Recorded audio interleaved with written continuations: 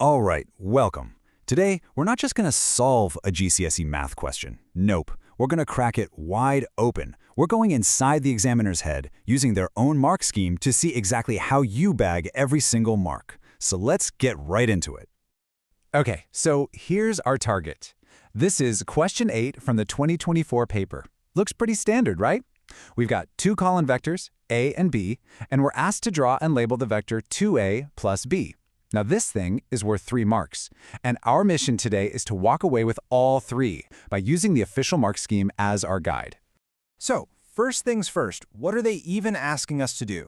We need to combine these vectors, do a little bit of math, and then draw the final result. But before we do any of that, what do these vectors A and B actually mean? Well, a column vector is basically just a set of instructions. It's that simple. For vector A, that top number, 3, just means move 3 units to the right. The bottom number, 2, means move 2 units up. Easy. For vector B, the -1 means move 1 unit to the left, and the 4 means move 4 units up.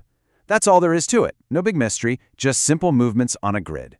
Now, the question wants us to find 2 times A plus B. Let's break that down and look at the 2 times A part first. This is what we call scalar multiplication, which is just a fancy way of saying we do the vector A journey 2 times. So we go 3 right and 2 up, and then we just do that exact same thing again. Okay, let's see how this actually translates into marks. We're about to do the calculation, and believe it or not, this is where you can grab your very first method mark. So we start by working out 2 times A. We just multiply both numbers inside vector A by 2. So 2 times 3 gives us 6, and 2 times 2 gives us 4. That leaves us with the vector 6, 4. Now, all we have to do is add vector B, which is -1, 4, to our result. And check this out. This is the golden ticket, a direct quote from the mark scheme. You get the first method mark, that M1, just for writing down one part of the calculation. Seriously. Either you show the calculation for the top numbers, that's the 2 times 3 plus -1, or for the bottom numbers, the 2 times 2 plus 4. Just get that on your paper, and boom, you've secured your first mark. All right, so we've shown our method and bagged mark number 1. Now let's finish the calculation and find that final combined vector. This is exactly how we earn our second mark. Let's wrap this up. For the top numbers, we've got 6 plus -1, which of course is 5. For the bottom numbers, we have 4 plus 4, which is 8. So our final resultant vector is 5, 8. And yep, let's go back to the mark scheme. What does it say? M1 for 5, 8. It is literally that straightforward. Just writing down the correct final answer as a column vector gets you that second method mark. And you haven't even had to draw anything yet. 2 marks down, just 1 to go. And now for the grand finale. The question did ask us to draw and label the vector. This is where we pick up our third and final mark, which is an accuracy mark, or A1. And for this one, precision is key.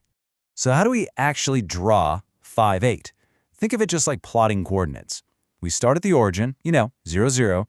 We count 5 squares over to the right, and then 8 squares straight up.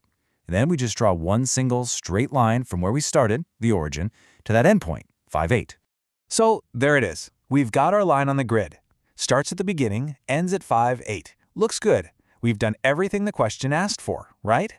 Is this lovely straight line enough to earn that final crucial accuracy mark? And here it is, the critical detail that catches so many people out straight from the mark scheme. The answer is no. To get that final mark, your drawing must include an arrow showing the direction. It has to point away from the origin towards the point 5, 8. It's such a tiny detail, but that little arrowhead is literally the difference between getting 2 marks and getting the full 3. So let's just recap that 3-mark journey. Mark 1, you get that for just showing a bit of your calculation. Mark 2, you get that for writing down the correct final vector, 5, 8. And that final, all-important accuracy mark, that's for drawing the line correctly with that little arrow showing its direction. So what's the big takeaway here? It's not just about knowing the math. In an exam, you have to speak the examiner's language. Understanding exactly what they're looking for, from the messy workings out on the side to the tiny arrow on a diagram, that is how you turn what you know into the maximum number of marks. Knowing the math is one thing, but knowing the mark scheme? That's your secret weapon.